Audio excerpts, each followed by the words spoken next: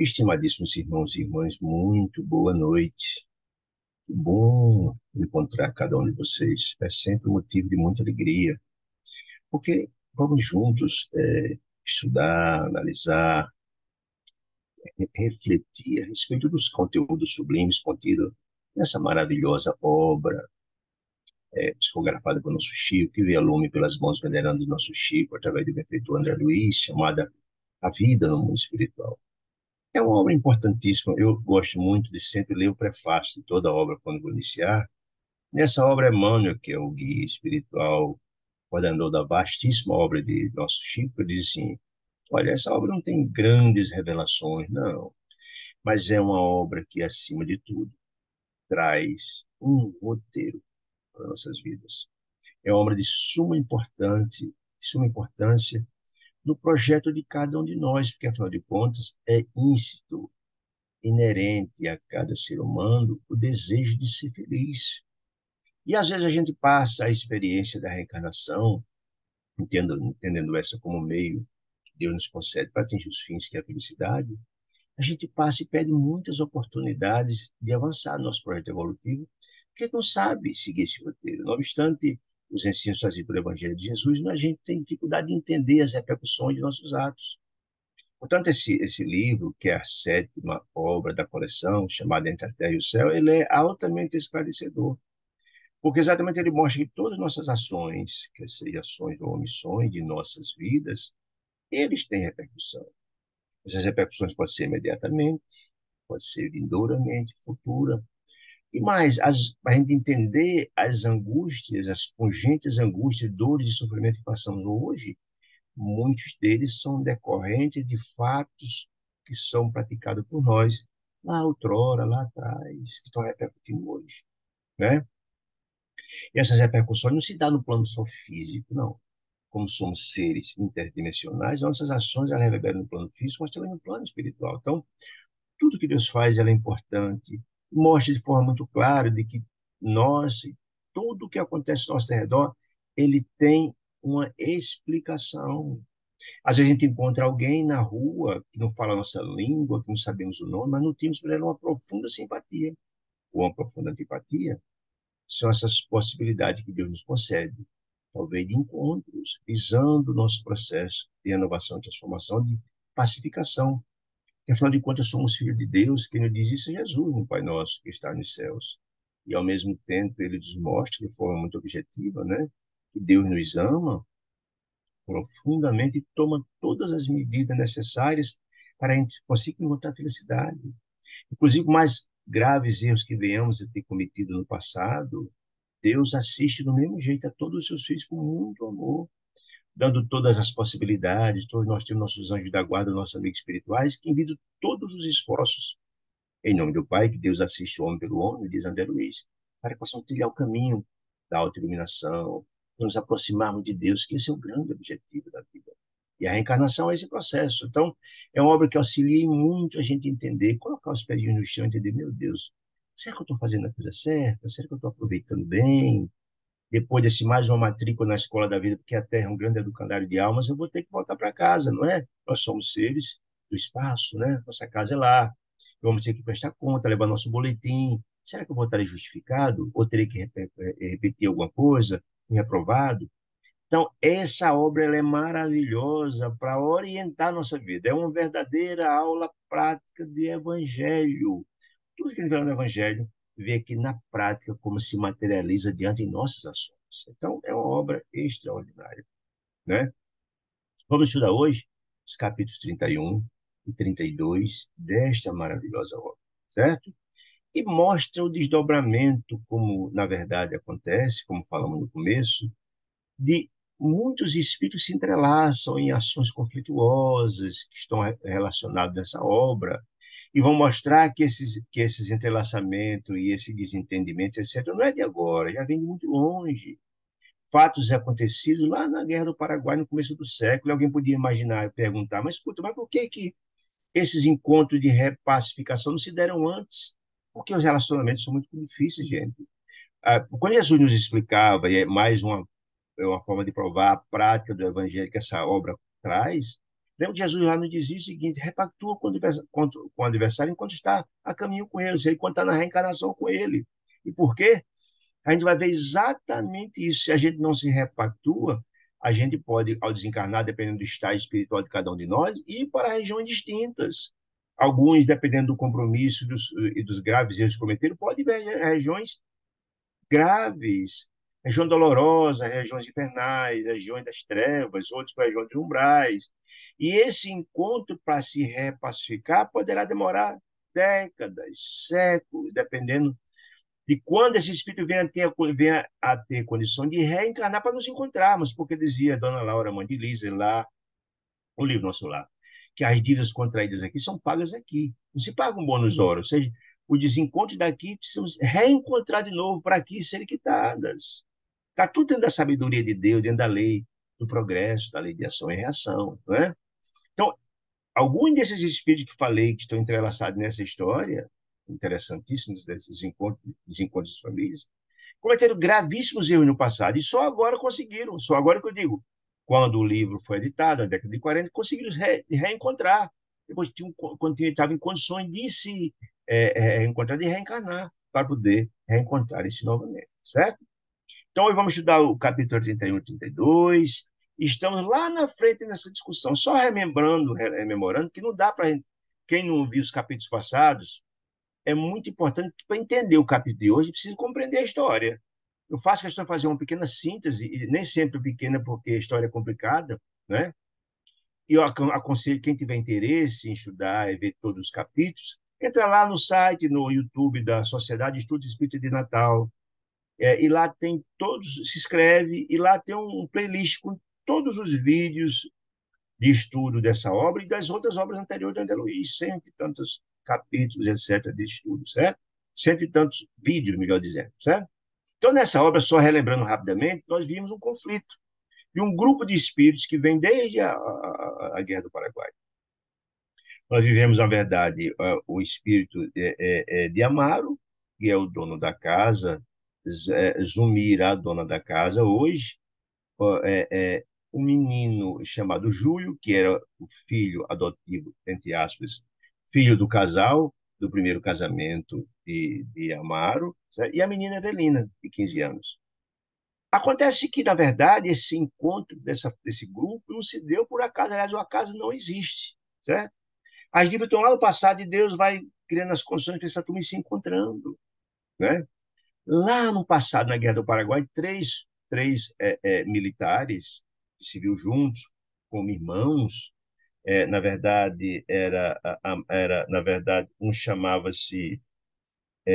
chamava Armando, o outro Júlio e o outro chamava Estevão, era como se fossem irmãos. Naquela época, na Guerra do Paraguai, é, se casa se casa Esteves com uma jovem chamada Lina Flores. Essa menina era brasileira, estava no Paraguai porque ela fora sequestrada na Guerra do Paraguai e veio com a família no Paraguai. Eles se casam, eram apaixonados, etc, etc. Entretanto, esses três amigos, quando há o casamento de Esteves convida eles para visitar a casa, a companheira, a nova esposa, a esposa e a casa. Quando os dois, Armando e Júlio, se encontram com Lina Flores, os dois se sentem profundamente atraídos por essa jovem, a esposa do amigo querido, que se chamava Esteves. Ela também se sentiu atraída profundamente pelos dois. Na verdade, o Armando, muito mais contido, mais maduro, sentiu aquela atração, mas se conteve. Júlio, mais afoito, mais imaturo, começa então a dar galanteios para a menina, para a jovem, a esposa do amigo, que ela corresponde. Certo dia, encontra Esteves, eles dois juntos. E é um drama. Imagina o trauma de encontrar a esposa com um companheiro, mas com um amigo irmão, praticamente. Então, nessa oportunidade, Lina é muito fria. Olha, eu não amo você, diz para Esteves. Não amo você de jeito nenhum, não quero, vai embora e tal. E ela fica com Júlio. Esteves fica com ódio terrível de Júlio e vai embora para outra cidade. Ele era militar, vai se vir em outra região. Fica, então, Júlio vivendo com Lina, que era a primeira esposa de Esteves. Ele vai embora, né? O tempo passa e, na verdade, Esteves vai para um outro local e lá encontra, ele já profundamente ferido na sua sensibilidade, encontra, que ele era enfermeiro, das suas armadas, encontra nessa outra cidade onde ele vai um novo companheiro chamado Leonardo Pires, que também era enfermeiro das Forças Armadas, que tinha como companheira Loli Barruri, bela mulher, cantora, dançarina, belíssima e tal. Quando, na verdade, Esteves volta ferido e sem escrúpulo, começa a dar em cima de Loli Barruri. Deseja ela, né? Mexe com suas amizades, com seus superiores, e consegue deslocar Leonardo para uma cidade distante, para facilitar a conquista dele, Loli Barruri. E Leonardo vai, com o tempo volta, e encontra os dois juntos, mas não diz nada, faz conta que não viu, né? E arma com seu ódio terrível uma armadilha para o próprio Esteves. Convida-o para jantar. Numa noite, quando estão jantando, põe veneno no vinho e morre envenenado, portanto, Esteves, por Leonardo, em função de ter ele dado em cima da esposa Loli Barrulho. Olha aí. E essas questões de Esteves continuam. Desencarna revoltadíssimo Esteves por ter com ódio lá de Júlio, né? E com, ao mesmo tempo com ódio, com ódio dessa história de ter sido assassinado por Leonardo. E vai. Essas dívidas estão postas. No outro fronte, Júlio com Lina Flores, estão lá, etc, etc. E ela não se dá por pouco. Começa a dar em cima de Armando, outro amigo querido, que faz uma resistência, resiste, mas ao final termina cedendo. Quando o Júlio descobre que ela encontra ele, ela, Lina Flores, que for esposa de Esteves, e agora está com ele, com Armando, um amigo querido, aí ele não resiste. Se suicida, tenta o suicídio tomando veneno, comprometendo-se, um veneno, tenta, mas socorrido não morre. Mas ele não se deu por pouco. Na outra tentativa de homicídio, de suicídio, melhor dizendo, por afogamento, se afoga e morre, suicida, com ódio terrível de Armando, com ódio terrível de Lina Flores. Olha aí. Isso são questões que estão ficando pendentes, estão lá. Ódio de Jesus que a gente devemos pagar até o último sentido de nossas dívidas. Essas dívidas estão postas. Dívidas, como Deus é Pai misericordioso, encontra sempre a oportunidade de nos repactuarmos. Deus deseja a felicidade de cada um de nós. Muito bem. Mas, na verdade, Armando, também em função da guerra, com remorso imenso por ter causado a morte de Júlio, se separa, vai para um argumento de que vai trabalhar no outro ponto da guerra e termina separando de Lina, que morre de uma situação desgraçada, abandonada, com cheio de culpa no coração, etc, etc. Quando Armando desencarna, encontra os seus desafetos no mundo espiritual. Encontra Lina Flor numa situação dramática pelos graves erros cometidos. Encontra também Júlio numa situação dramática por suicídio tentado e um consumido, e mais com ódio por ter ele, com ódio de Amaro, por Amaro ter ficado com Lina Flores, enfim, toda essa questão toda. Então, Lina e Júlio numa situação dramática, difícil, de muito sofrimento. E como Deus é Pai misericordioso e bom e tenta repactuar, trabalha a espiritualidade amiga com Armando para que ele reencarne e comece a resgatar essa dívida. Assim acontece. Reencarna Armando como Amaro, certo? E como, na verdade, nem Lina, nem imediatamente o próprio Júlio tem condições de reencarnar imediatamente, e já existia um encontro de corações de muito tempo entre o próprio Amaro e Odila, companheira de muito tempo, eles se casam. O primeiro filho do casal é Evelina, porque tem um espírito afim, muito afim, de muitas reencarnações deles, espírito mais avançado que eles, inclusive, vem para ajudá-los. E o segundo filho do casal começa a ter um resgate de Armando, agora Amaro, do passado, e recebe Júlio como filho, o adversário do passado. Como, na verdade, esse menino teve graves problemas, teve um atentado de suicídio por veneno, depois se envenenou, tem graves erros do passado, graves dívidas. Ele nasce e é recebido com muito amor por Amaro e por Odila, como filhos. Ocorre que precocemente a Odila morre, deixando o Amaro órfão, com um menino de 8 anos, no caso, Júlio, e com a menina Evelina, de 15 anos. E como existia uma dívida do passado e um compromisso do próprio Amaro de resgatar a Lina Flores pelos débitos que tem no passado, certo? Ele, na verdade, contrai segundas núpcias com Lina Flores, que agora aqui agora é exatamente a Zumira. certo? E então Zumira, quando chega na casa, primeiro desperta um ódio terrível de Odila, que tem um ciúme doentio do marido que achava que continua sendo a esposa, e começa a obsidiar Odila, começa a obsidiar Zumira, tentando aniquilá-la. Ela também, Zumira, tem um ciúme doentio do marido com Júlio, por causa das questões do passado, né? Porque o menino órfão, Amaro, pai carinhoso, dá toda a atenção a ele, né? E então negligenciou na guarda do menino e Júlio morre afogado na praia. Estava na programação dele morrer precocemente, aprender a valorizar a vida. Tentou suicídio em um e no outro conseguiu. Muito bem. Mas fica a culpa dela de ter negligenciado a vigilância do menino. E começa um processo grave de obsessão, de Odilo tentando aniquilá-la, causando um pandemônio dentro da casa dela, de Zumira e também de Amaro. Quando, na verdade, a menina Evelina pede a Deus proteção e começa todo o trabalho de socorro do mundo espiritual. Chegou o momento propício para o trabalho acontecer. Primeira questão, foi trabalhado Odila diante de obsessora para fazer ela entender a transformação dela, de que o ódio dela estava trazendo felicidade para o marido que ela tanto amava, para o filho que desencarnado precisava da ajuda dela, e essa é da paz. E ela fora transformada no mundo espiritual e saiu de obsessora para um protetora da família, porque haveria necessidade de Júlio voltar, que estava sofrendo profundamente no mundo espiritual, da condição como desencarnou, dos karmas do passado, com graves lesões no perispírito, precisava reencarnar. E a forma do resgate continuar, do compromisso de Amaro para com ele, era receber ele de novo, na mesma encarnação. E tinha que ser via Zumira, porque também havia uma dívida muito grave de Zumira para com Júlio. Todo esse trabalho fora feito de forma muito bela, né? No outro curso do processo todo, está lá a questão de Lula e Barruri, de Leonardo, e a questão também de Esteves, que reencarna como enfermeiro de novo, e agora na condição de Mário Silva, certo? E há todo um trabalho feito em desdobramento espiritual. A equipe espiritual levam os encarnados em desdobramento para encontrar com Leonardo, que está desencarnado, para tentar o começo do processo de repacificação, preparando as condições para as reencarnações vindouras. Tudo isso fora feito de forma muito bonita, muito bela.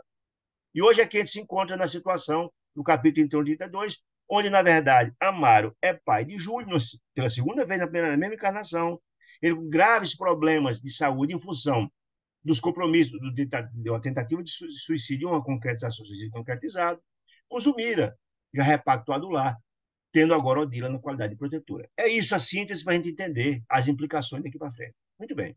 Quando assim, nova luta, nos diz aqui o capítulo 31. O pequeno Júlio desenvolvia-se como flor de esperança do jardim do lar. Ou seja, ele nasceu, era nascido, recém-nascido, etc, etc. Todavia, sempre mirrado, enfermiço. Por que enfermiço?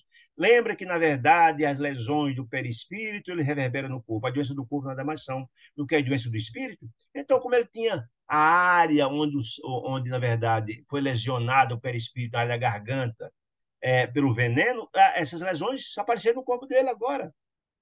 Graves problemas nessa região. Desvelava-se os pais para assisti-lo. Então, Zumira e Amaro, muito carinhoso com ele, receberam com muito amor e tal. Fizeram todos os tratamentos no sentido de melhorar, mas ele não melhorava. Trazia sempre doloroso estímulo na garganta, ferida, a glote ferida, que era exatamente essa doença congênita, trazida em função da lesão do perispírito, né? Então tentaram tudo, farinha miraculosa, alimentação adequada, leite materno para robustecer o menino, para ficar forte, mas não tinha jeito. Ficou mais mirradinho e tal. Entretanto, apesar dos cuidados que exigia, dava trabalho, etc., mas era uma bênção de felicidade. Os pais estavam felicíssimos, Amaro era um pai generoso, carinhoso, desde a primeira vez que fora pai dele. Que a gente viu nos capítulos passados, que Amaro progrediu, avançou, era hoje um homem sensível, sofredor, mas tinha resignação para enfrentar suas provas, pagar seus débitos, né?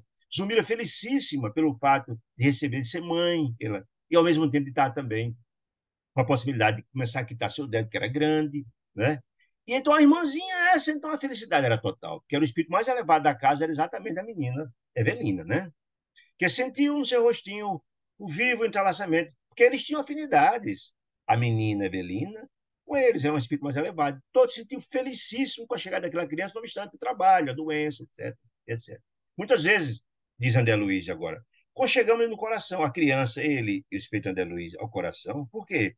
rememorando os trabalhos que ele havia precedido ao regresso. Lembra todo o trabalho de prevenção que fora feito no Lar da Bênção, nessa colônia espiritual que recebe os recém-desencarnados, crianças? Ele lá passou todo o trabalho de preparação, junto com Blandina, junto com Mariana, junto com a própria Odila, preparando aquele menino doente, sofrido, criou toda uma afeição dele. Então, muitas vezes, quando chegava o coração, vendo aquela criança renascer com esperança de se restaurar, de se equilibrar, de se animar. Muito bem.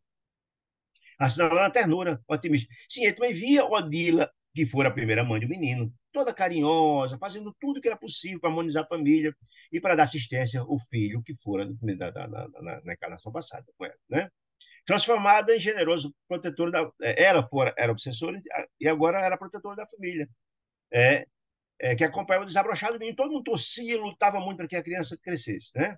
E já estava começando a falar os primeiros rudimentos, as primeiras palavrinhas, quase 1 ano de idade e tal, quando nova luta surgiu. A criança adoeceu para valer, né? O inverno no Rio de Janeiro nessa época era forte, rigoroso, frio, pessoas espalhar gripe, um surto de gripe muito forte, tosse, por aí afora. A criança pegou gripe, aquela confusão toda, tosse e tal. Em todo canto havia as pessoas com agasalho, mostrando que, na verdade, está fazendo frio, né? E então a Evelina, então a Odila, correu então a nosso lar para procurar o ministro Clarence, André Luiz e Hilário, pedindo socorro dessa vez. Sempre ia buscar para Zumira, socorro, dessa vez foi para Júlio. O menino está com a amigdalite fortíssima, febril, prostrado, porque a garganta fechada, não podia comer, não podia dormir, respirava muito mal, aquela confusão, ele já era mirrado, já tem problemas sérios de nutrição e tal. Então, de imediato, Clarence e o grupo correu para a casa de Amaro, né? Chegando lá, um dia frio, etc, etc. Chegando lá e tal. Viu que o quadro, à vista, era grave, constrangedor de Sandra Luiz, porque quando entraram na casa, via a criança que gemia, semi-asfixiada, porque a dificuldade de respirar é muito grande. Quem teve crise de amiga grave sabe, a garganta quase fecha. Se a garganta quase fecha, você tem dificuldade de respirar. Não consegue deglutir, comer, porque dói muito, né? E ele, pior, como ele tinha ferida na região da garganta, pior ainda a situação, né? No instante preciso em que o médico da família estava. Então, o médico da família material estava lá examinando o menino quando chegou Clarence com a equipe, né? Clarence passou a examinar o menino e tal, viu que a garganta minúscula apresentava uma placa grande, branquicenta, de pus, estava cheio de pus, com a respiração que se fazia angustiante, sibilante, que significa. É aquela quando você começa a garganta está com dificuldade, mas sabe que ela subiu? Tipo uma subiu, fica um pio, um piado, com a dificuldade de respirar, aquela confusão toda, que a situação era essa do menino, uma situação muito difícil. Então, Clarencio olhou com a cabeça e viu que a situação era muito grave. Viu que ali tem um enigma e descobriu logo que o menino estava com uma situação muito difícil, estava muito doente, né?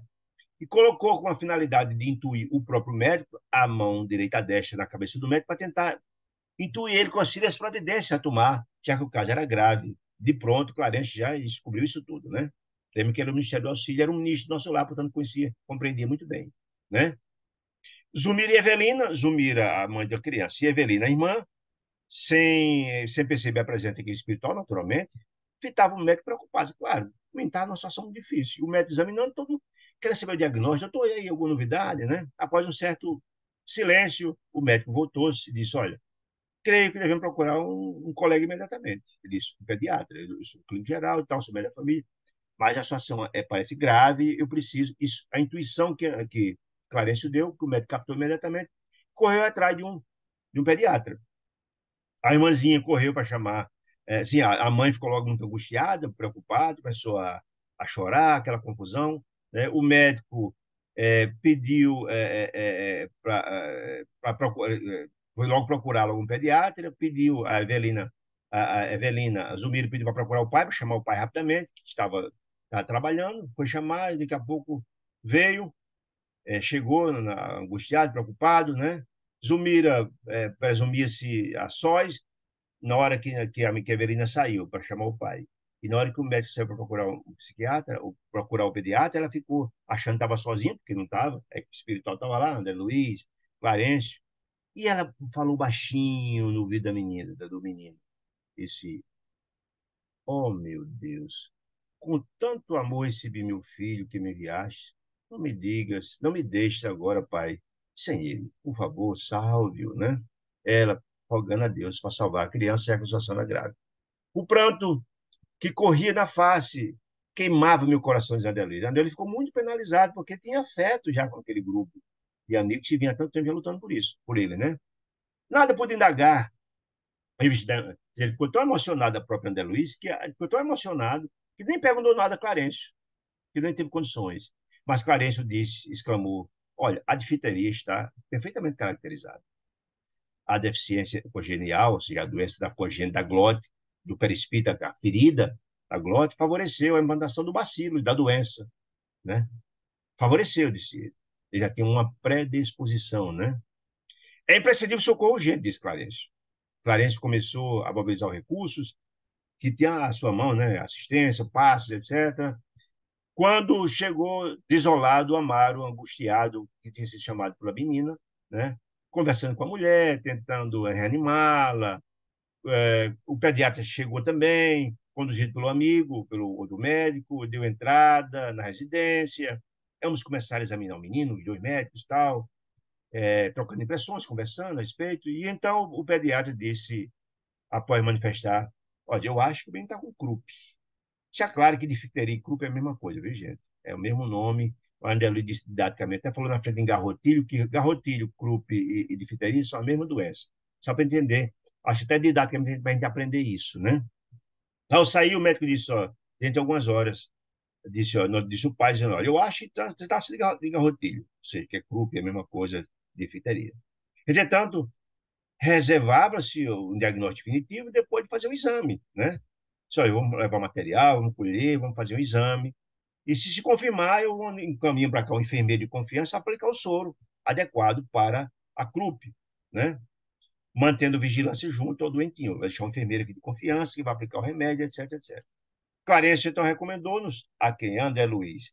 E a Hilário, olha, acompanha o médico. O médico tinha, na verdade, colhido o material para fazer o exame.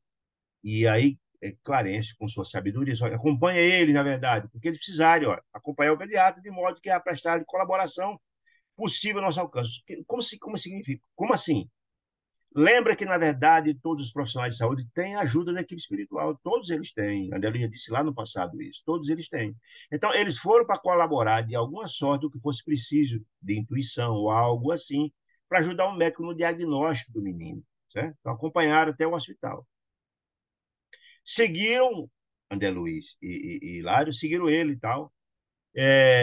Disse que era tarde, estava anoitecendo, etc, etc, quando entraram no hospital, onde o amigo procurou, o médico procurou a sala para fazer o trabalho, fazer o exame a respeito do material colhido, né? Chegando no recinto, André Luiz ficou muito surpreso, defrontado com uma surpresa imensa para ele e para ele e também para o amigo, né? Para Hilário. Qual era a surpresa? Porque lá naquele ambiente ficaram estupefatos com a descoberta. Porque lá encontraram quem? Mário Silva. Lembra de Mário Silva? E quem é Mário Silva, gente? Mário Silva, agora encarnado enfermeiro, era o mesmo que esteve lá da Guerra do Paraguai, que desencarnou envenenado por Leonardo Pires. Aquele mesmo que fora também é, é, é, que teve a esposa tomada ali na Flores, por quem? O Júlio, era o mesmo, certo? Que nos encontros anteriores, feitos em desdobramentos, com Zumira, com Amaro, que fora. Ele foram destilou um ódio imenso. O que aqueles encontros aconteceram? Com a finalidade exatamente de reaproximar para futuros encontros, futuras encarnações. Ele foi muito hostil, cheio de ódio no coração, refratário ao processo de renovação, de transformação. Pois era exatamente ele que estava lá, certo? Ele mesmo que foi ele o protagonista da separação de Lola e Barruri com Leonardo. E quem é Lola e Barruri hoje? É quem? Antonina, aquela mesma que fora casada com um marido grosseiro, Brutamontes, em função do passado dela, do erro lá com Leonardo Pires, que teve 4 filhos, o menino Marcos morreu com 8 anos, que ela foi até o lado da benção quando o menino Marcos estava lá, que foram levados lá por André Luiz, por Clarence, etc. E teve longa conversa na ida e na vinda. Ela mesma, Lola e Barruri. Muito bem. Mário Silva estava lá, no hospital, onde foi fazer o exame do menino, em traje branco, Palestrando com quem? Com Antonino. Olha, é engraçado isso, a gente entender as providências de Deus extraordinárias, a lei de ação e reação. Deus faz tudo para nos apaziguar, para nos encontrarmos, para nos repactuarmos. Olha aí, a lei de Deus funcionando. Lembra? Os encontros? Agora Mário Silva encontra aquela do passado que ele amou, aquela mesmo que ele separou de Leonardo, e etc, etc, etc, que já tinha havido um encontro deles em desdobramento, de Mário Silva, com a própria a Antonina, com o próprio Leonardo Pires, lá, lembra da história? Foi possível o resgate de Leonardo Pires para um hospital espiritual, e o Mário Silva sempre muito brutamonte, sempre recalcitrante à transformação, ao perdão, etc, etc. Pois é, estava lá ele, encarnado, e encontra a Antonina, que não tinha a menor ideia nessa encarnação, quem era. Não, estava lá com uma menina, palestrante, estava conversando com a Antonina, que fora Loli Barruri, que acomodava no colo Loli Barruri, a menininha do casal. Lembra que ele tinha 4 filhos? Tinha 2 meninos, tinha 3 meninos, não morreu. Mas tinha a caçula, era a Lisbela, a menininha. Mas a menina estava doente e levou ao hospital para ser consultado com quem?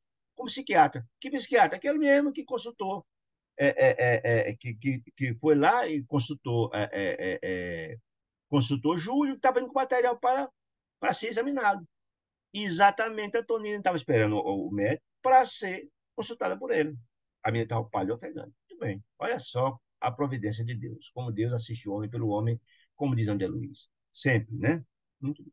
A jovem senhora não mais, que não mais vimos. Quem nunca mais viu? Porque a última vez que André Luiz e Hilário e Clarencio viram foi exatamente quando foi levado ela na ida ao lado da bênção para visitar o filho. Veio, trouxe e tal, não tinha encontrado. Sim, teve esse momento e teve um momento em que foi ela em desdobramento junto com o Mário Silva, um encontro com o Leonardo Pires, função do problema do passado. Tudo aquela fase. Mas depois não viu mais. Muito bem. Aguardava o médico, o pediatra estava lá esperando, trazendo a filhinha para consulta. Amparado por Silva, Mário Silva, aí é a beleza, né? Às vezes encontra alguém que não sabe nem quem é, nunca viu, aparente, e nutre por essa pessoa uma simpatia profunda, ou uma antipatia profunda. Isso acontece com qualquer um de nós, gente. Aqui tá, a prova está aqui nessa história. Olha só. Então, a Mauro Silva, vendo aquela senhora com a criança chegar no hospital, ficou todo atencioso, sentiu muita, por ela, uma simpatia muito grande, né? Amparado por Silva, francamente, atraído pela simpatia da visitante, da senhora, de Antonina, porque tinha sintonia com ela. Lembrando que ela fora Loura e Barruri lá na Guerra do Paraguai, e eles tiveram um relacionamento amoroso os dois, foi exatamente em função da confusão com o Leonardo Pires, e o assassinato de Mário Silva foi exatamente em função disso. Muito bem. Ambos tiveram acesso ao gabinete do médico particular, onde o médico diagnosticou que a menina Lisbela estava com pneumonia. Antonina foi administrada, Antonina foi aconselhada a voltar para casa pelo médico, levar a medicação e aplicar imediatamente, sem demora, para curar a pneumonia da menina. A penicilina era a medicação, certo? Mário Silva, de pronto, ele digamos assim, se voluntariou. Veja como é que as coisas são interessantes. Né? Se voluntariou. Nem precisaria disso. Não, eu posso ir com a senhora até a sua casa e aplicar o remédio da menina. Nutriu pela menina um profundo carinho, porque era filha exatamente da companheira que ele tinha muita sintonia, né? Pronto, ficou-se aí e tal. Chamaria um táxi se ele. Eu vou pessoalmente aplicar o remédio. A senhora pode ficar tranquila. Conversou com o médico, o pediatra, certo? Se quiser ir, pode ir, não tem problema nenhum. Agora, eu preciso de você que chegue aqui às 22 horas, porque tem um medicamento aplicado às 22 horas. Eu trouxe aqui uma matéria para poder fazer o exame.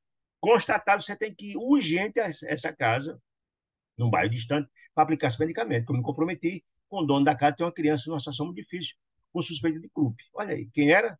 Júlio. Olha aí a vida como é interessante. Deus unindo todos esses pontos de conexão dos desencontros do passado, né? Olha que maravilha, né? Muito bem. O rapaz,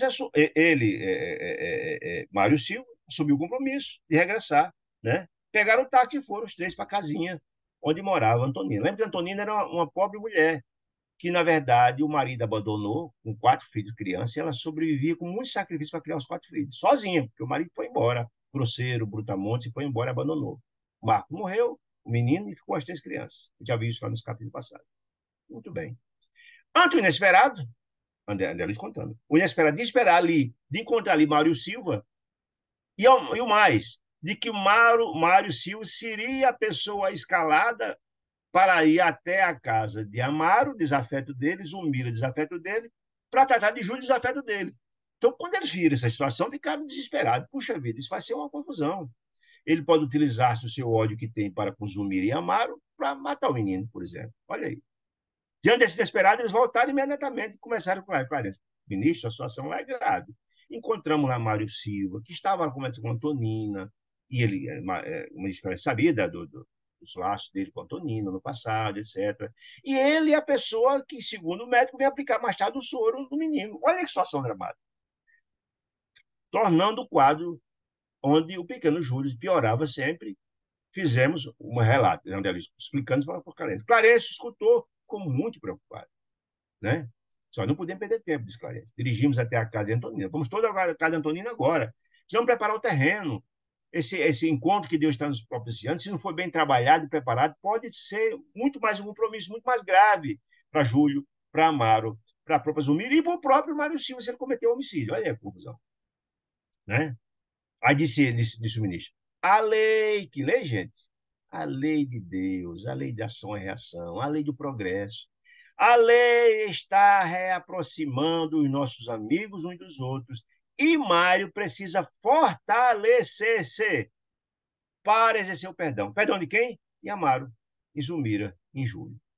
Porque ele tinha um ódio terrível. Por quê? Amaro fora aquele do passado, em que ficou com Lina Flores, que era exatamente hoje a Zumira. Foi ele mesmo que também, eu nem falei isso, mas a gente lembra dos capítulos passados, que, na verdade, nesta reencarnação, ele, Mário Silva, encontrou Zumira, que era exatamente Lena Flores, lá do passado, que ela o abandonou para ficar com Júlio. Ficaram noivos, mas que havia um compromisso espiritual. Ela acabou noivada e casou com Amaro no segundo casamento de Amaro. Olha aí. Então, o ódio aumentou ainda mais, potencializou. Muito bem.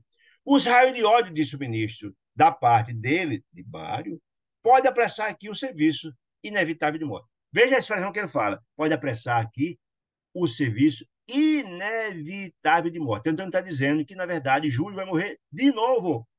Mas ele podia apressar com sua ação ou omissão. Veja só, a gravidade da situação de Júlio. Júlio tentou um suicídio com veneno.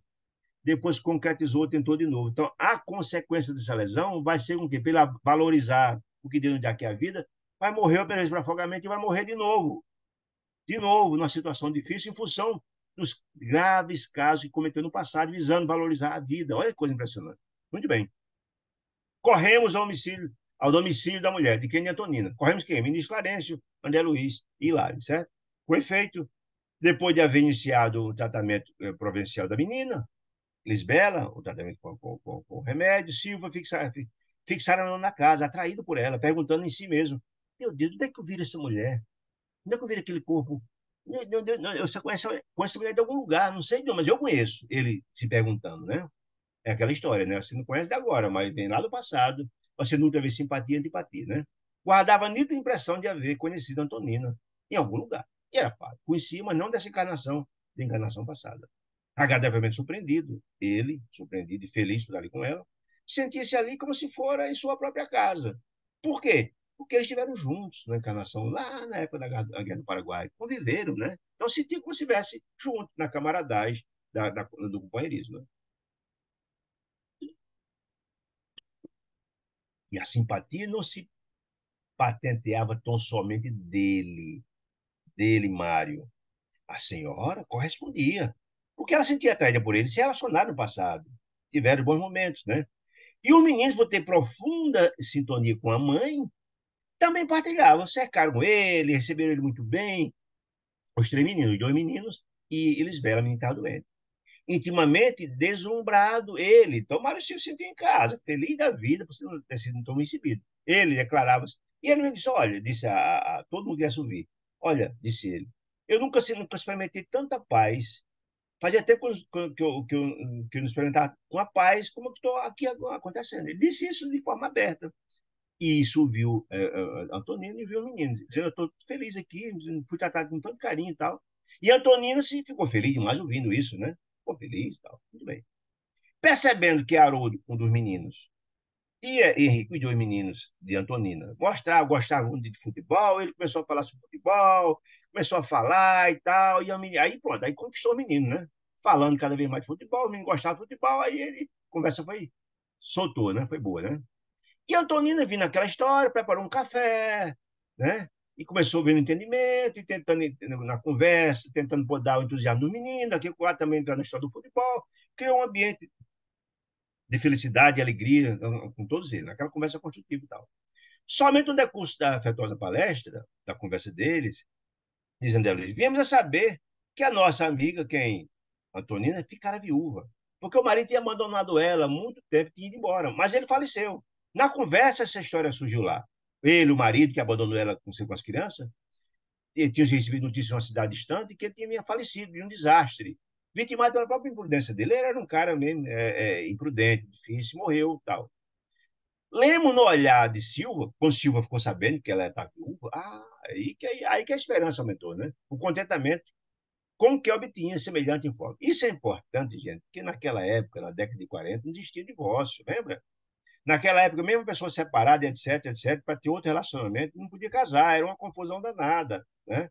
O fato, mesmo que a pessoa separada, ela viúva, facilitaria as coisas, né? Então ele, com a pessoa, a ficar esperançoso. Começaram a registrar e só optava interesse, ele, interessado nela e naquela família, pela vida daquele ninho agasalhante, né? Agasalhante, que se figurava pertencer. Ele parece que essa casa aqui é minha, porque me sinto tão à vontade. Ele sentindo, né? Mesmo dizendo que estava muito feliz. Às 8 em ponto, Antonina, sem afetação, convidou o visitante. Senhor Mário, hoje nós temos o nosso culto ao Evangelho. O Evangelho no lar. Olha que coisa extraordinária. São as coisas de Deus. Veja só como Deus assiste ao pelo homem. O senhor quer ter a bondade de partilhar, de participar conosco? Ele ficou feliz, apesar de não saber de que se tratava, né? Mas concordou, de pronto, né? Essa reunião essa noite foi efetuada ao redor. Hoje, na reunião, nós vamos fazer lá no quarto de Lisbela, porque ela gosta de participar do Evangelho lá, está doente, está lá, vamos fazer na caminha dela, que ela gosta de participar das orações do Evangelho, etc. Todos com de acordo, foram no quarto da menina e tal. Botaram um copo de água pura, na história da fluidificação, nós sabemos, na cabeceira da cama, da pequenininha. Foi pego o Novo Testamento, acomodados os companheiros. Antonina recomendou a Henrique que fizesse a prece inicial, um dos meninos. Ele fez, rezou o Pai Nosso. Em seguida, fez uma prece pedindo a Deus que curasse a irmãzinha que estava doente, né? Com, com enternecedora súplica, com muito amor. Em seguida, olha aí, lembra-se que já na casa estava quem? Ministro Clarencio, André Luiz e Hilário, certo? Acercaram-se do recipiente da água, onde estava a água, fluidificando com remédio para curar a menina. Clarencio fluidificou, magnetizando a água, né? Por favor da menininha, que expressava confortadora a oração, ela ficou feliz, com a água então ia melhorar muito mais. E logo após, Abelardo de Silva. Quem é Abelardo de Silva? Clarencio, André Luiz e Hilário. Porque lembra-se, ele tinha que preparar o coração daquela criatura cheio de ódio para encontrar os inimigos dele que destilavam ódio para evitar um problema de ódio muito grave. Então, esse aproximar de Silva que recebeu as irradiações de ministro Clarencio, etc. É só aplicar nele energias, fluidos, etc, etc, né? Magnetizando ele. E então perguntaram, quem abrirá o livro hoje? Perguntou o menino. Não é assim? A gente no Evangelho do Lar não pega, não abre o livro a esmo. Aí perguntou o menino: quem vai abrir o livro hoje? Com uma certa malícia, olhando para quem? Olhando para o hóspede, olhando para Mário Silva, né? Certamente o nosso amigo nos fará essa honra, disse a Antonina, né? E aí, indicando ele, Mário, ignorando como expressar a felicidade que lhe fluía do coração, acolheu o pequeno volume do Evangelho, segundo o Espiritismo, sob a atenção de Clarencio. A Clarencio estava lá, atenção de Clarence, que ele tocava o busto e as mãos, induzindo ele para abrir na página correspondente à preparação dele para o momento mais tarde. Olha que interessante. Influenciando-o para abrir na página correspondente, que traria preparação ao espírito dele para o encontro mais tarde. Olha aí. Para a descoberta do texto adequado. Era a preparação. Era a vacina que tem que aplicar ele para evitar que, na verdade, o ódio dele se destilar se acontecesse algo mais grave. O moço, algum tremo, nunca tinha participado de nada, não sabia nem o que era evangelho no lar, né? Ele era um camarada longe de religião, um cara meio grosseiro, etc. Era tudo novo para ele, sem perceber o amparo que envolvia. De quem?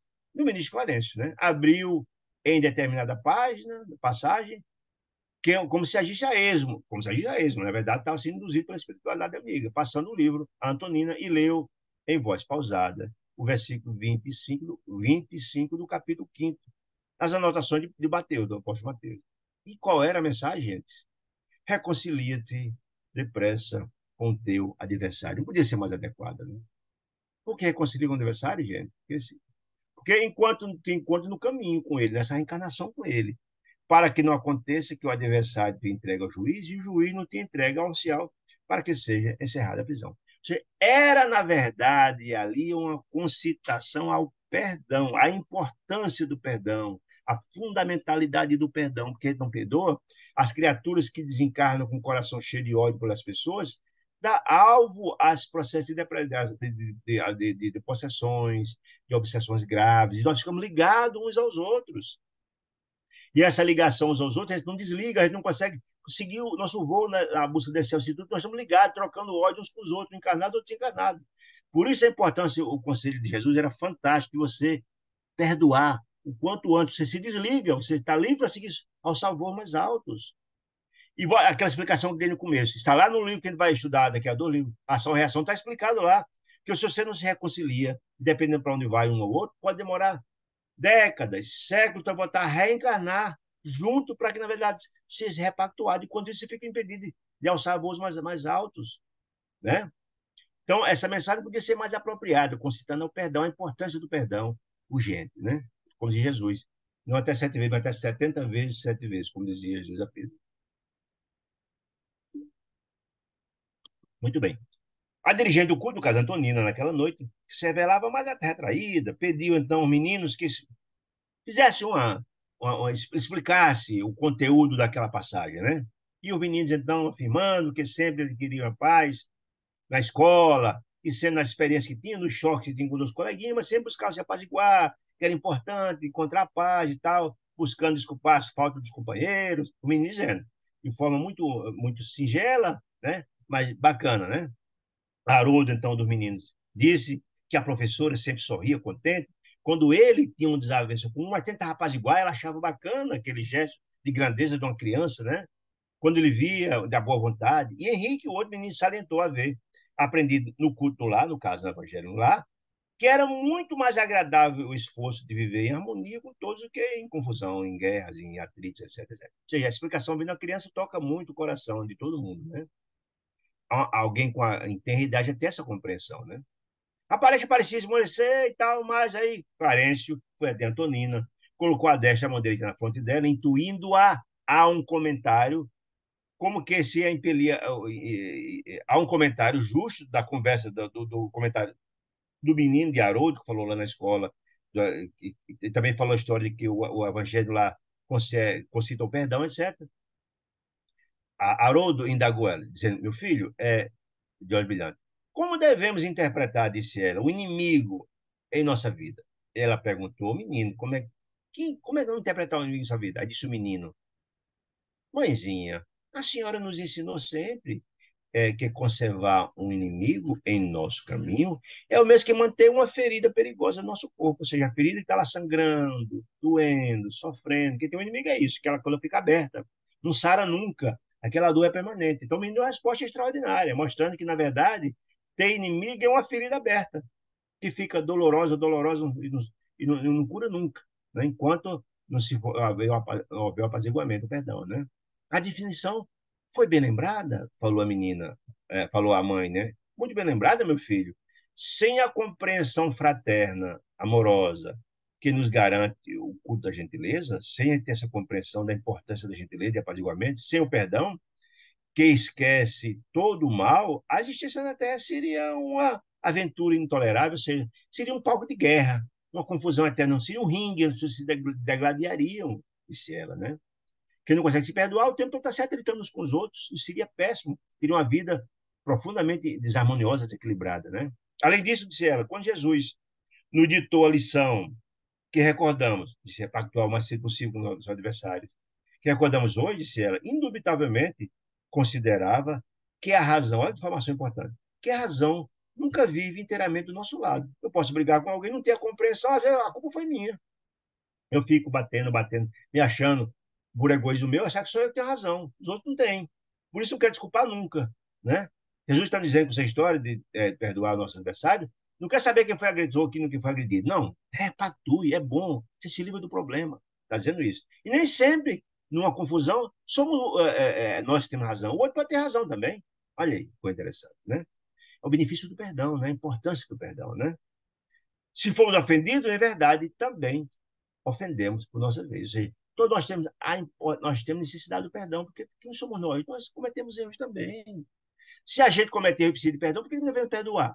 No Pai Nosso Jesus dizia, perdoa nossas ofensas, assim como perdoamos nossos adversários. Ou significa o seguinte, eu só tenho o perdão de Deus sobre as ofensas que cometo, se eu tiver a capacidade de perdoar os outros. Enquanto não, não tenho a capacidade de ser perdoado, porque se eu não perdoo os outros, como é que eu quero perdoar o perdão de Deus? Olha aí. É tão didática a oração Pai Nosso por isso. Você quer ser perdoado? Tá, então, mas você perdoa nos outros. Você mereceu perdão. Né? Questão de reciprocidade. Né? Muito bem. Diz, continua Antonina, precisamos desculpar os outros para que os outros também nos desculpem. Todos nós temos necessidade de perdão. Se enlouqueceríamos, que nós cometemos erros. Não perdoasse ninguém, nem a nós próprios, do alto perdão também, gente. Somos criaturas falíveis, cometemos erros, falando do perdão dos outros e nós também. Né? Quando, disse ela, quando abraçamos o ideal do bem, olha que inspiração extraordinária. Lembra qual é a profissão de Mário? Mário é enfermeiro. É uma profissão que cura as pessoas. Olha o que ela diz aqui. Quando abraçamos o ideal do bem, inspiração importante, compete-nos tentar, por todos os meios ao nosso alcance, a justa conciliação com todos os que se encontram conosco em desarmonia, prestando-lhes serviço para que removam a conceituação a nosso respeito. Mas se você é uma criatura que vive curando feridas, que vive ajudando os outros, como é que você pode nutrir em seu coração sentimento de desgosto? Né? Não, nós devemos dizer, ó, buscar conciliação, todos os meios buscar conciliação, porque você sabe muito bem que a desarmonia causa doenças, você sabe disso, né? Se você vive curando os outros, mais uma razão para estar também sempre buscando se repactuar com os outros. Disse mais ela, continuou, tudo como desdobramento da mensagem evangélica, quando ela dizendo, inspirada por Clarencio. Mas vale para nós um acordo pacífico, mesmo que não seja bom, que a demanda é uma briga mais preciosa. Não vale a pena brigar. O desgaste é muito grande. É melhor um acordo que uma briga permanente, sem conciliação. Porque a vida, disse ela ao enfermeiro, que a vida não termina nesse mundo, meu caro. Nós somos espíritos eternos. Né? E é possível que, buscando a justiça com as próprias mãos, tendo-se isso com as nossas mãos, e achando o dono da verdade por egoísmo, em nosso favor, estejamos cristalizando a cegueira do egoísmo, só achar que eu tenho razão, que eu tenho razão, que eu tenho razão, vai ficar atrito a vida inteira. Não admitir que somos só falha, que sou uma pessoa que também tem defeitos, né? Em nosso próprio coração, caminhando para a morte com os aflitivos problemas. Que aflitivos problemas? Quando você desencarna, você vai encontrar quem se ofendeu lá do outro lado, estilando ódio, buscando um obsidiar o outro, prejudicar o outro, né? Então é muito importante entender que somos espíritos eternos e para trilharmos nosso caminho na busca da vicissitude, da iluminação, nós precisamos repactuar, perdoar os outros, né? Apaziguar o caminho, né? Trilhar o caminho da luz. Coração, olha aí que ela disse, não estou dizendo. Coração que conserva rancor é coração doente. Isso dizendo e ele ouvindo, gente. Tudo inspirado por Clarencio. Deus assistindo o homem pelo homem. Estávamos ali naquele momento, utilizando, através de Antonina, o preparo espiritual de Mário Silva para ir buscar o perdão que Deus estava dando a oportunidade junto a Amaro, junto a Zumira, junto a Júlio. Todo um trabalho de preparação, como fora feito lá no desdobramento, uma fase, agora é uma outra fase. Disse ela, alimentar ódio ou despeito é estender inomináveis padecimentos. O ódio envenena, não é? Compulsão medição corpo em desequilíbrio, mente em desequilíbrio, corpo em desequilíbrio. Né? Alimentar ódio ou despeito é estender inomináveis padecimentos morais no próprio espírito. O veneno do ódio envenena o nosso espírito, envenenando nosso espírito, envenena nosso corpo, adoece. Quem tem um coração cheio de ódio termina doente. Câncer, etc., boa parte vem em função do ódio, etc, etc. Muito bem, Silva estava pálido ouvindo aqueles conceitos. Meu Deus, falou a alma dele para valer, né? É, aquelas conclusões feriam-lhe fundos de modo ser, porque ele alimentava em seu coração ódio, desejo de vingança, etc, etc. Tão desajustado se revelou, escutando aqueles apontamentos, que Antonina, ele registrando a estranheza, ponderou, sorrindo. Ora aí, olha aí a intervenção, de novo, inspirada por Luiz Clarence. O senhor Mário Silva, de certo, nunca teve inimigos. Quando ela notou o desequilíbrio dele, o senhor certamente nunca teve inimigos. Olha, é o conceito. O enfermeiro, como o senhor, diligente, será, sem qualquer dúvida, o irmão de todos. Ora, se você busca cuidar de todos e ajudar a todos, como é que você vai ter inimigos? Diz mais. Aí ele, sim. E nós fomos todos consertados, sim. Não tem um adversário. Gaguejou o moço, constrangido. Mas na tela mental, na cabeça e no coração dele, sem que pudesse controlar a eclosão das emoções, pensava, reminiscências, lembranças. Aparecera Maris Unida. Como os desafetos que ele, no âmago, no coração do espírito, não conseguia desculpar. Odiava-os, sim, odiava-os, pensando ele, mesmo ouvindo aquelas considerações. Pensou de si para consigo, jamais suportaria um acordo com semelhantes adversários. Ele, veja como era no coração dele, esse ódio era forte, né? Mesmo ouvindo aquelas conceituações maravilhosas daquela criatura que atraiu tanto ele. Entretanto, a sinceridade da interlocutora de Antonina encantava-o. Aqueles conceitos traziam ao coração dele um alívio muito interessante. Aquela viúva jovem, cercada de 3 filhinhos, superando talvez obstáculos mais inquietantes para viver, tinha, sozinha, cuidando do filho no começo do século, com uma dificuldade muito grande, naquela época, uma mulher sozinha, constituiu um exemplo para ele de quanto podia edificar um espírito de sacrifício. Ela era um exemplo que tocava o coração dele. Em um ambiente encontrava antes aquele calor de fé pura, uma fé verdadeira. As crianças já evangelizadas, com compreensão de justiça, de amor, de perdão, necessário às grandes construções de ordem moral. Ele sentia um apoio com a forma de ele se redimir, ou ali mesmo se edificar moralmente naquela casa, né? Além de tudo, laços de vigorosa afinidade dele com ela e com aquelas crianças impeliram para aquela mulher, com quem se simpatizara à primeira vista. Por mais vasculhasse as lembranças, conseguindo recordar de onde lembrava, não se recordava.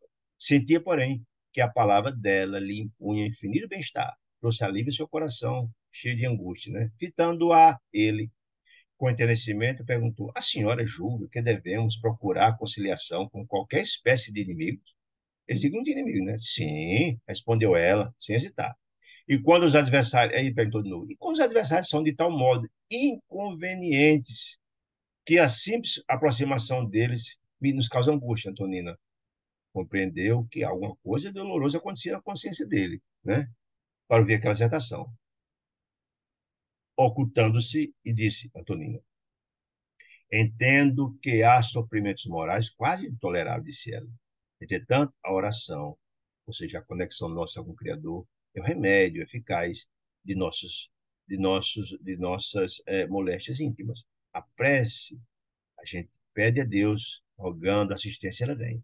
Se temos a infelicidade de possuir inimigo, disse ela, cuja presença nos perturba, é importante recorrer à prece, rogando a Deus que nos conceda forças para que o desequilíbrio desapareça, porque então, um, porque então um caminho de reajuste surgirá em nossa alma, ou seja, a solução virá, a oportunidade virá, desde que pedido com fé ao Criador, ao Pai.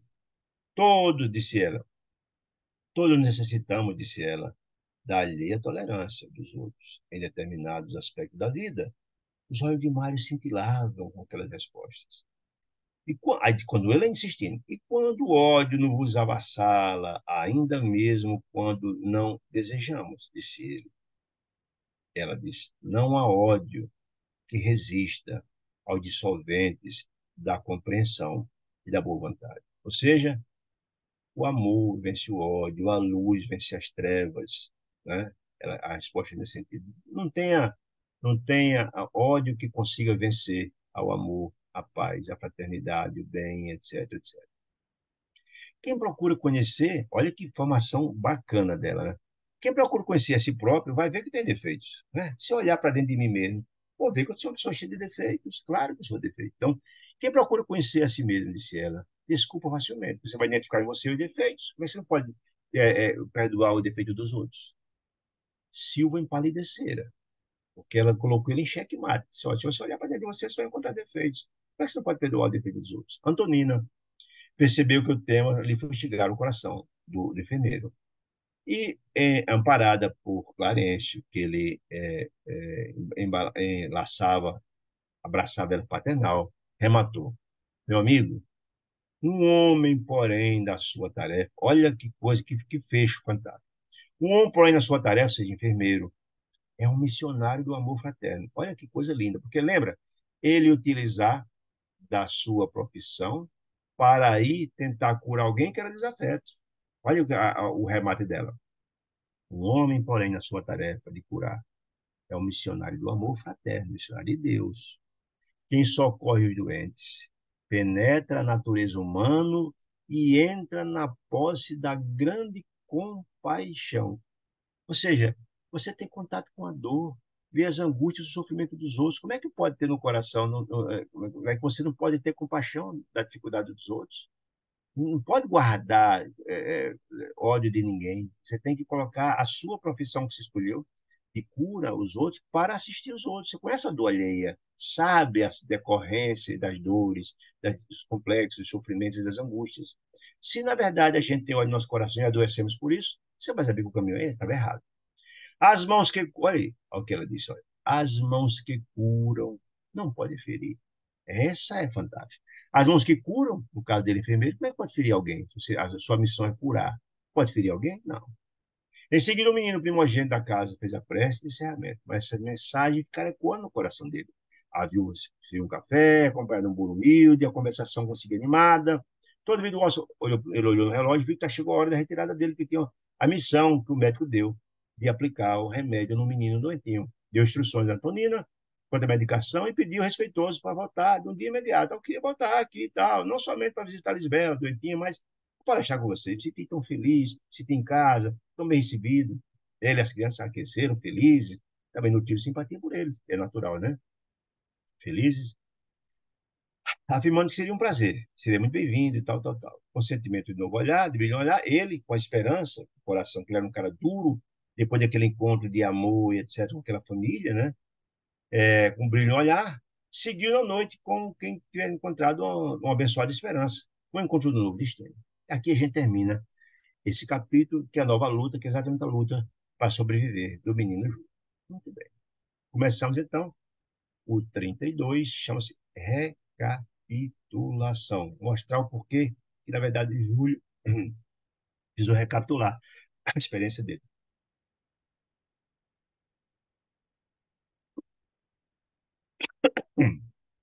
De volta ao hospital, porque o médico tem determinada hora, não encontrou o médico, mas precisou sair com a urgência. Mas a senhora, a secretária, mostrou a ele, o auxiliar, a papeleta e a instrução, o que ele tem que fazer e tal. Ele leu a ficha atenciosamente. O menino, perfeitamente caracterizado pela indicação, se ele estava com um clube, exigiu socorro imediato. Ele foi dado o endereço e o material para ele aplicar, né, o tratamento. Silva pegou um ônibus e foi para a casa de Amaro, que não sabia que era Amaro. E exatamente aplicou o remédio ao menino. Acolhida a casa de Amaro cortesmente pelo dono da casa, que recebeu e mostra a diferença, recebeu, viu que era Amaro, um desafeto, mas recebeu com todo carinho, não ocultou a perplexidade, isso Silva, né? A perplexidade que o possuía de assalto, identificado por Amaro, ele foi identificado e reconhecido, que ele exprimia gentileza e contentamento na saudação, recebeu com muito carinho, com muito respeito, né? Então, Mário ficou todo sem graça, ficava gaguejando, tal, falando monossílabo, sem graça, desconfortável mesmo, desapontado, espantadiço. Revelava-se-lhe a decepção, na extrema palidez no rosto. Ele ficou pálido, ficou sem graça, ficou em situação difícil. Então, eu refletia acabrunhado. Era aquela casa mesmo que ele cabia atender? Meu Deus, como é que eu vim parar aqui? Ele, falando com ele próprio, né? Se soubesse que era a casa de Amado, não teria vindo de jeito nenhum, teria um substituto. Eu não teria de jeito nenhum. Não pretendia me aproximar dos afetos, dos quais havia distanciado e tinha ódio. Abominava o homem que lhe furtara a noiva, que ele era noivo, quando ela acabou noivado para casar com Amaro. E não podia lembrar-se de Zulmira sem observar-lhe tocado de insólita aversão. Muita vez, disse ele, pensando ele, rememorava o passado, calculava quanto ao melhor meio de aniquilar a existência. Queria matá-la mesmo. Olha que coisa terrível, um ódio terrível, né? Porque ele competia revê-la. Ele. Por que ele competia? Ele perguntou, como é que isso pode acontecer exatamente comigo? É Deus assistindo pelo homem, deseja a repactuação de seus filhos. Mas ele estava intrigado. Por que salvar o filho? Como assim? Eu? Olha que conversa é essa? Ele não sabia quem era. Por enquanto, ele não tinha a menor ideia que aquele menino que estava ali era a reencarnação de Júlio. Chamava Júlio também. Ele não tinha a menor ideia. Mas só o fato dela ser filha de Zulmira e filha de Amaro, para ele, já era o fim do mundo. Né? Se experimentava ímpetos de. Como é que eu vou salvar o filho dela se eu tinha intenção de incendiar a casa dela? Um ódio imenso. Entretanto, algo interferia. Segundo ele tinha esse sentimento, pensamentos horríveis, algo interferia em suas reflexões. O que era? Antonina e os filhinhos no culto do Evangelho, que trouxe aqueles ensinamentos extraordinários do Evangelho, que trouxeram valores ao seu coração, que fez ele refletir. Tomavam-lhe a tela mental. É a providência divina, não é, gente? Porque se não fosse a providência divina, provavelmente, se não fosse essa parte, certamente ele cometeria o homicídio com o menino quando encontrassem lá. Né? Parecia-lhe ouvir de novo a palavra meiga de Antonina, a sincera daquela mulher valorosa, repetindo no coração. O que é que ela dizia? Ele relembrava tudo, como se fossem os flashes. As mãos que curam não pode ferir. O enfermeiro diligente será, sem dúvida, um irmão de todos, né? De todos. A vida não termina nesse mundo. Precisamos desculpar os outros para que os outros nos desculpem. Isso estava na cabeça dele, fervilhando, que tinha ouvido há pouco tempo, né? Notando-lhe a hesitação e propondo-se a colocá-la à vontade. Sim, Amaro viu que ele estava todo desconfortável, pensativo, e Amaro tentou organizar, deixar ele à vontade. Amaro só sonhou as súplicas. Entre, Mário, conforta-me. Olha aí a gentileza dele. Conforta-me reconhecer que recebemos o concurso de um amigo. Olha só, chamou ele de amigo, olha a diferença, né? E Amaro, já muito mais polido, muito mais espiritualizado, deixando de à vontade. Eu fico feliz que num momento como esse, é difícil para a gente, que receba um amigo, alguém que a gente conhece, receber nossa casa. É algo muito bom. Indicando o quarto, acrescentou: olha, Zumira está lá no quarto com o nosso filhinho. Já me entendi com o médico, ele me disse que era culpa mesmo, foi por de lado. O enfermeiro, impassível, obedeceu, mas finalmente não disse nada, mas foi para o quarto. Varou a câmara, perturbado, lívido, perturbado, completamente perturbado. Quando viu a mulher, Yamara, lembra que ele amou ela duas vezes, lembra? Lá como Loli Barruri, lá atrás, lá no Paraguai, e fora noiva dela na atual encarnação, lembra? Aproximando-se, trazendo o pequeno no colo, ela, Zumira, registrou de súbita vertigem de revolta. Quando viu ela comendo no braço, ficou revoltado. Incapaz de controlar, sentiu que estranha aflição lhe oprimiu o peito. Ele, o ódio, eclodiu, né? A volúpia de vingança enseguecia-o. Zumira pagar-lhe-ia caro a deserção do casamento.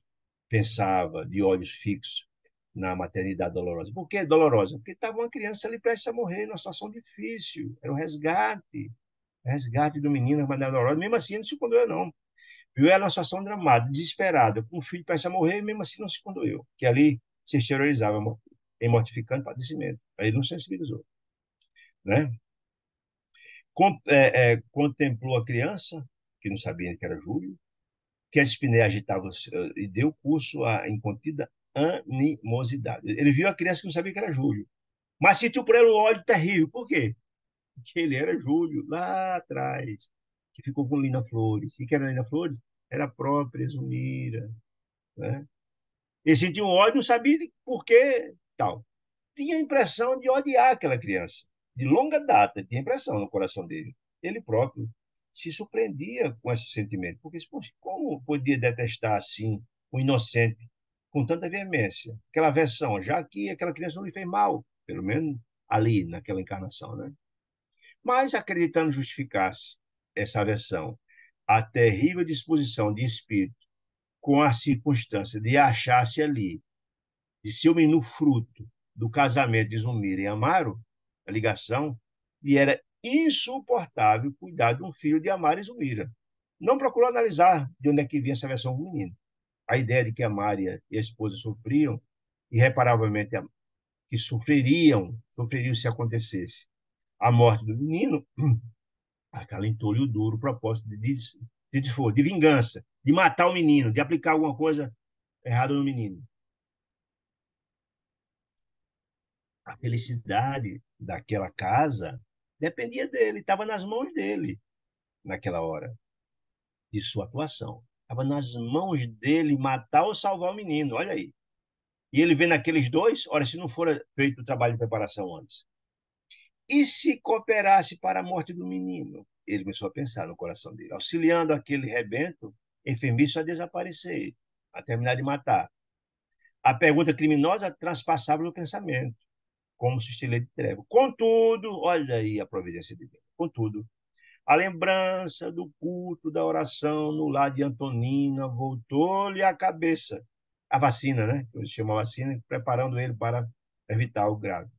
As consoladoras afirmações da mãezinha de Lisbela regressaram aos ouvidos.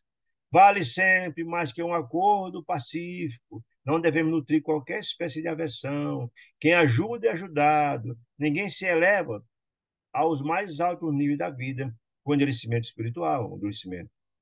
Nunca sabemos realmente até que ponto somos ofendidos ou ofensores. Será que, na verdade, eu não fui ofensor do passado? Qual foi essa história, né? O perdão é a vitória da luz. Tudo isso foi dito no Evangelho lá do lado. Os retalhos da palestra edificante afiguravam-se rédeas que sofreavam ele, aquele ímpeto de assassinar o menino, a expansão dos malignos desejos. Os conflitos sentimentais, mato ou não, sentimentais, desenrolaram-se na consciência em breve minuto. Quase cambaleante, acercou-se da ex-noiva, Desmira, torturada, que o reconheceu. Ela reconheceu nesse momento ele, né? De pronto, tentando cumprimentá-lo. Ela tentou cumprimentar ele, né? Correspondeu à saudação, cerimonioso, dispondo-se ao serviço. Ele não foi nada gentil com ela. Mário, disse ela, implorando a pobre senhora agoniada, compadece de nós, Mário, ajuda-nos. Esperei meu filhinho, suportando os maiores sacrifícios. Será crível devo agora vê-lo morrer? Lágrimas copiosas a chorar, seguindo os soluços que lhe emudeceram a garganta. Mas ele não se sensibilizou de jeito nenhum. Vendo o sofrimento da mãe, a situação do menino. Em outros tempos, qualquer pedido vindo daquela boca lhe impunha inquietação, caria, sensível e tal. Mas naquele instante, soberana indiferença enrijeceu o espírito. Estava com tanto ódio de raiva no coração que ignorou o sofrimento da mãe e da criança, né? Que lhe implorava, o que importava a dor daquela mulher que abandonara? Zumira esse menino dele antes, anos antes, agora cabia ele rir. Agora, desejo de vingança, né? De semana de rude, recomendou que fosse a criança restituída ao leito, colocada na cama. Logo após, tateou-lhe com sua sensibilidade, de pensamento martelado, pelas ideias recolhidas no estudo do Evangelho, que estava sobrepôs sobre a ideia de vingança dele na noite, da noite, e contido pela breve lembrança de Antonina, buscava refazer-se, né? Ainda assim, como se carregasse um gênio infernal na própria mente, assinalou as criminosas sugestões que lhe atravessavam o cérebro esfogueado. Veja, é importante que a gente entenda isso. Ele ainda estava com o cérebro esfogueado, porque ele tinha passado por um processo muito traumático, ainda estava muito forte. E lembra que, na verdade, fora tentado duas vezes essa reconciliação, a vez de desdobramento, e depois, com a intervenção lá no Evangelho no Lar, dando agora a possibilidade de reconciliação dele com Zumira e Amaro e o próprio Júlio, certo? A administração do medicamento impróprio, de certo, ele dizendo, se colocasse o medicamento impróprio aqui no menino, favoreceria, favoreceria a rápida extinção do menino, que está numa situação difícil. Júlio encontrava-se à beira da sepultura, estava prestes a morrer. Apenas o impeliria, jogaria, precipitasse ele, sem mais delonga, na morte. Ele pensando ainda, né? Todavia, o semblante de Antonina dominava-lhe a memória, exaltando o perdão. Veja a importância daquela providência dos emissários de Deus. Se tivesse aquela casa na véspera, ele pensando, se eu tivesse vindo aqui ontem sem ter participado do evangelho na casa de Antonina, não tinha nenhuma dúvida. Por isso a providência foi extraordinária. Considerou ele. Teria exterminado o menino sem piedade, se não fosse a interferência de Clarencio junto a Antonina e a pastora de Antonina. Não tem nem dúvida. Recorreria à eutanásia para justificar mentimamente. Ele, na verdade, se tinha justificado.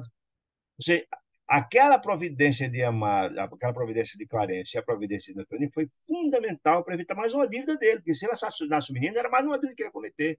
E mais também um débito diante de Amaro, do próprio Júlio e da própria Zumira, certo? Então, a providência foi sublime e resgate, né? Naquela hora, porém, os princípios evangélicos de fraternidade e conciliação, como pensamentos intrusos, atazanavam a consciência dele, zero preponderantes. Esperou silencioso a reação do menino, aplicou remédio, aplicou o menino ofegante, e, embora assinalasse graves complicações, que de certo deveriam induzi-lo à comunicação com o médico, ou seja, depois, se ele tomasse qualquer prova, qualquer medida, ia ter que comunicar ao médico, se porventura acontecesse algo assim, né? Fez a aplicação do soro antidiférico, ou seja, aplicou o remédio certo. Mas o desejo no coração dele, porém, era de vê-lo transformar aquele remédio em veneno destruidor. E a mente dele ainda continuava com a ideia do desforço, mesmo tendo aplicado o remédio certo. Pensamento, né? Reparamos que das mãos de Mário, que estava lá pegando o remédio, expeliu-lhe escura substância, mas Clarencio, usando a mão direita à destra sobre o pequenino, mantinha-o isolado de semelhantes forças. Ele, o ódio dele estava sendo destilado, podia atingir o menino e prejudicar, mesmo se aplicando o remédio certo. Olha aí, a força do ódio como é poderosa, né? Ante o assombro que nos conservávamos, exteriorizados, com visgo enegrecido, saía. Clarence explicou. Ah, meu filho, são fluidos deletérios do ódio, que é destruidor, com que Silva inconscientemente procura envolver a criança infeliz, a infeliz criança. Contudo, as nossas defesas estão funcionando, ou seja, a mão, as barreiras colocadas lá, as barreiras colocadas por Clarence evitou que aquele ódio destilado chegasse para prejudicar essa criança.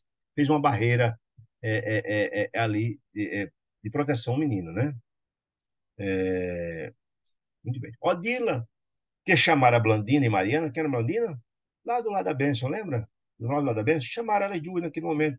Que chamaram até nós para ajudar a acudir o menino, acompanhava a medicação, a aplicação da medicação, ansiosamente. Abnegado amigo, disse ela a Clarencio. Acredita que Júlio possa recuperar-se? Clarencio, que estabelecer extensa faixa magnética para proteger o menino das energias do Mário Silva em torno do doentinho, preservando contra a influência do visitante, né, falou a ela paternal: Odila, é tempo de penetrarmos a verdade. Vou dizer que é você com todas as. Vai acontecer. O menino deixará o corpo, talvez em breves horas, ele vai morrer, disse a Odila, que fora mãe dele na outra encarnação. O futuro dele exige a frustração do presente. E para quê? Para ele valorizar a vida. Foi dada a ele a vida, ele tentou se suicidar com veneno, foi salvo, depois tentou e conseguiu. Então, duas vezes ele tentou contra a sua própria vida. Então, ele morreu na primeira encarnação aqui como seu filho, agora vai de novo para aprender a valorizar a vida que Deus lhe dá. Porque a vida que Deus dá não só é o compromisso consigo próprio, não. Tem uma série de criaturas que estão ao seu redor que dependem da sua participação. Fortaleça-te, Odila. Contudo, a vontade divina expressa na lei, que lei, gente? A lei de progresso, da ação e reação, que nos rege, faz sempre o melhor. O que é que ele está dizendo? É, sem dúvida nenhuma, essa providência de desencarnação é o melhor para ele. Ou seja, as duas a tentativa e a desencarnação, o suicídio, nessas duas desencarnações, vai trazer benefício para o próprio espírito dele, passar por essas provações ruins e difíceis. E talvez porque a irmã Odila, decepcionada, ensaiasse nova perquisição, disse Clarence, pediu, olha, não indagues agora, saberás mais tarde. Júlio reclama agora assistência, vigilância, carinho, não é hora de discussão. Ela precisa agora de assistência. Então, se apronte para dar assistência, o carinho que ele precisa, e a vigilância. A interlocutora se recompôs, humilde, disciplinada pelo progresso almejado. O enfermeiro, Mário Silva, fitava o pequeno, qual se estivesse a hipnotizá-lo para a morte. Ele continuava desejando a morte do menino, fixamente. Não aplicou remédio errado, mas desejava a morte. Observando as contrações faciais. Os genitores, no caso Zulmira e Amaro, fixava igualmente a criança em tremenda expectativa, saber como é que a criança ia reagir ao soro aplicado.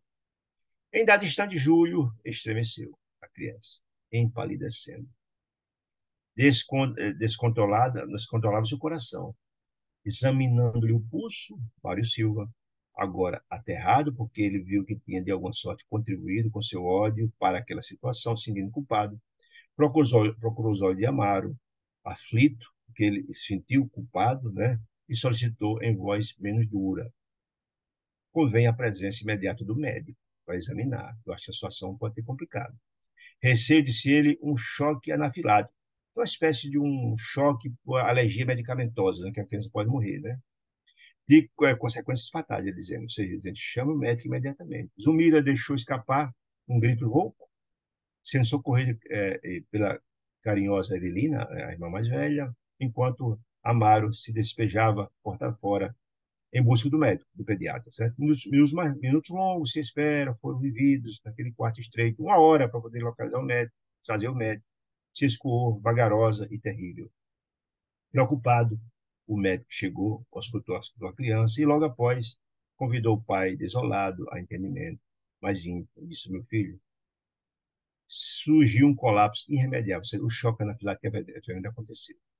Infelizmente, é o fim, disse ele ao pai amado. O senhor tem fé religiosa? Confiemos no caso a Deus.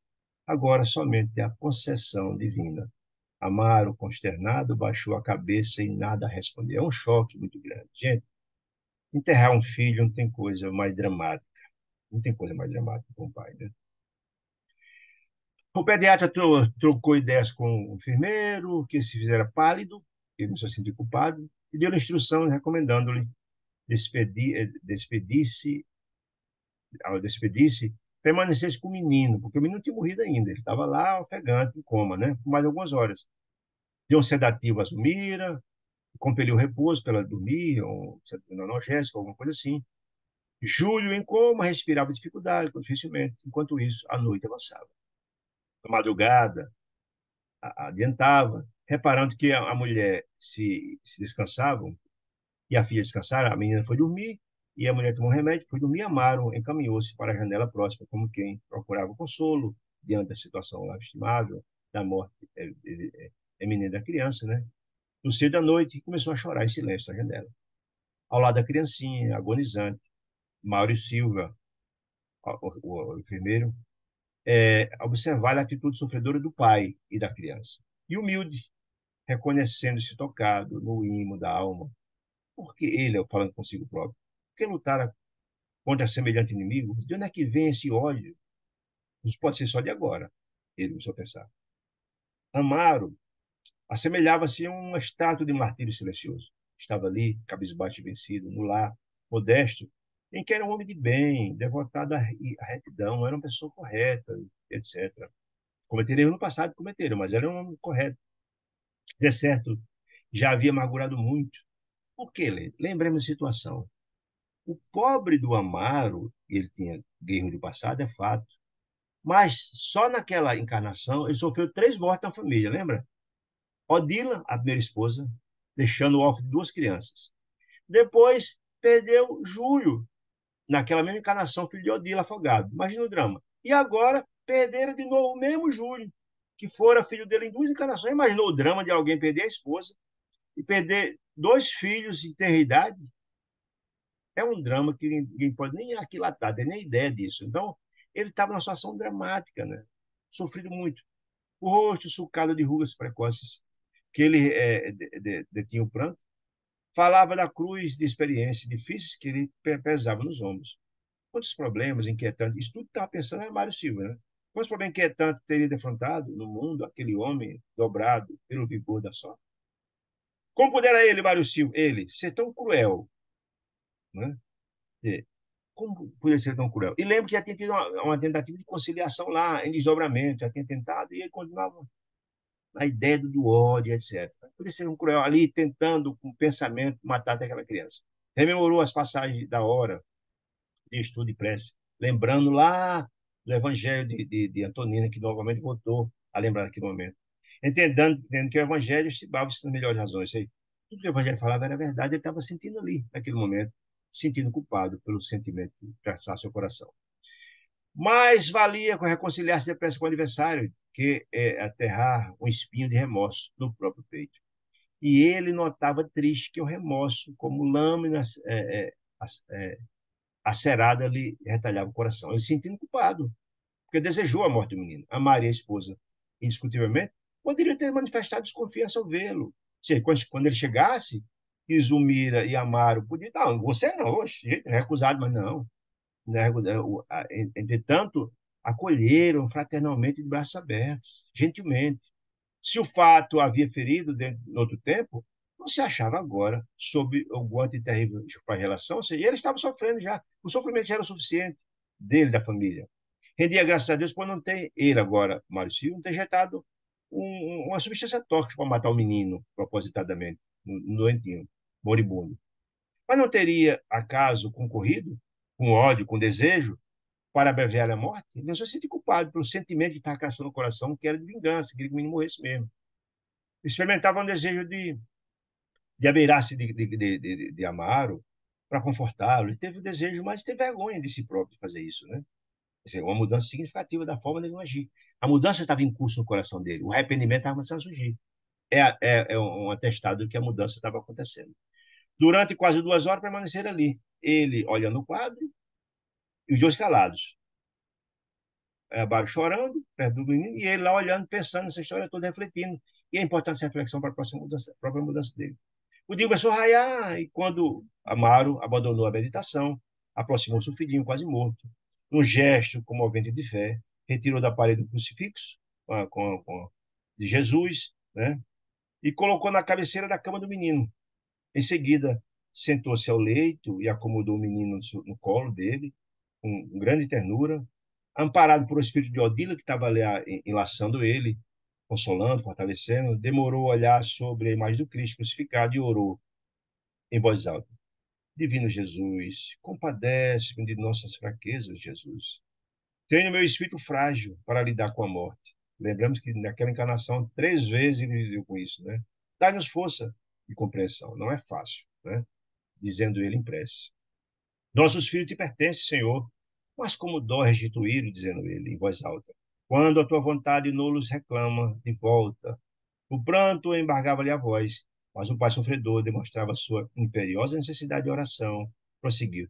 Se é o teu desígnio, Senhor, que o nosso filho parta, Senhor, recebe-o nos seus braços de amor e luz. Olha que coisa emocionante, né?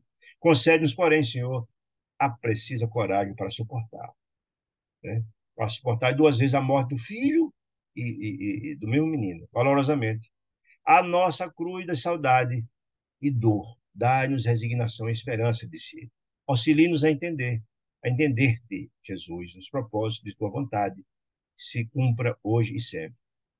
Diz André Luiz, que jato de safrina claridade escaparam do peito dele, Amaro, envolvendo a criança, que pouco a pouco adormeceu. Por que, gente? Nós já vimos, todas as vezes que ele veio com a prece feita ao alto, vem a resposta. Aquela prece veio, caiu sobre ele e ele repassou as energias da sua prece e benefício da criança. Né? Júlio afastou-se do corpo de carne, que o menino adormeceu, e em seguida desencarnou. Afastou depois da prece confortante do pai, de pedir a intercessão de Jesus, a criança desencarna, abrigando-se nos braços de Odila, a antiga mãe dele, que estava lá para acolhê-la à maneira de órfão que busca térreo ninho de carícias. Tocado nas fibras mais recônditas do ser, quem? Mário Silva, e percebendo que a morte ali estender as suas grandes asas, Silva experimentou violenta comoção e constrangiu-lhe a alma. Convulso choro cogitou-lhe o peito, enquanto a sua voz inarticulada, que parecia nascer dos recessos do mesmo, gritava-lhe a consciência: assassino, assassino, complexo de culpa. Ele desejou, o meio que não tinha materializado, mas se sentiu culpado, desorientado, inseguro, e o moço correu para a via pública, achando-se atormentado no seio da noite sombria, soluçando. Veja, gente, como esse capítulo ele é importante para ver a beleza e a grandeza do amor de Deus por cada um dos seus filhos, que faz tudo para reconciliar cada um, para trabalhar os seus corações, sem violentar ninguém. A tentativa para com Mário foi feita várias vezes, ele continua endurecido e chega então, quando o amor é ignorado, vem a dor reparadora, certo? Então, é um capítulo extraordinário para mostrar a importância da vida e a importância como a gente vivencia as experiências da vida, certo? Então, eu queria demais agradecer a cada um de vocês por ter estado conosco.